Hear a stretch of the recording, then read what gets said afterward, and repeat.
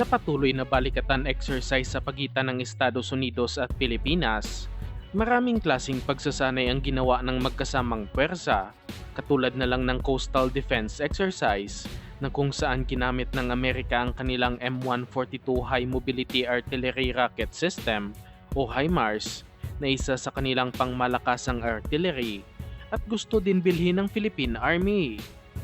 Hindi din naman nagpapahuli ang Pilipinas kahit medyo kulang pa tayo sa kagamitan matapos gamitin din ang ating mga Atmos 155mm self-propelled howitzer pati na rin ang iilang mga kanyon ng Army upang tamaan ang mga target na kunwaring sumusugod sa ating kalupaan at naging matagumpay din naman ang pagsasanay na ito ng dalawang bansa. Pagdating naman sa Philippine Marines, sinubukan na rin nila ang kanilang mga bagong rocket-propelled grenade launchers o tinatawag na mga RPG na kung saan nabili ng Marines nitong Horizon 2 ng AFP Modernization Program sa halagang nasa 474 million pesos at nasa 700 units ang kanilang nasa arsenal sa ngayon. Ngunit ang mga ito hindi pa kung tawagin ay mga main event at ang pinaka-highlight ng balikatan ay mangyayari sa West Philippine Sea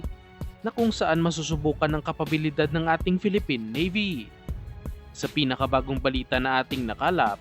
ginamit na sa pinakaunang pagkakataon ng Philippine Navy ang kanilang armas na kung tawagin ay SSM-700K Sea Star anti-ship missile na nabili ng bansa mula sa South Korean Defense Company na LIG Next One na kasalukuyang nakakabit sa Rizal-class frigates. Sa inyong nakikitang video, ginamit ng Rizal-class frigate na BRP Antonio Luna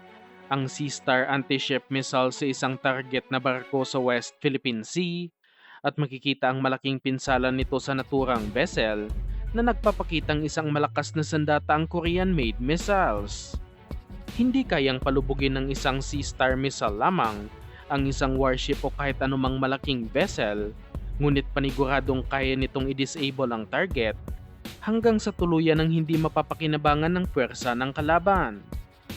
Malaking achievement na rin ito para sa ating hukbong sandatahan dahil ito ang pinakaunang beses na gumamit tayo ng anti-ship missiles at inaasahang mapaparami pa ang order ng Pilipinas nito sa mga susunod na taon sa ilalim ng AFP Modernization Program.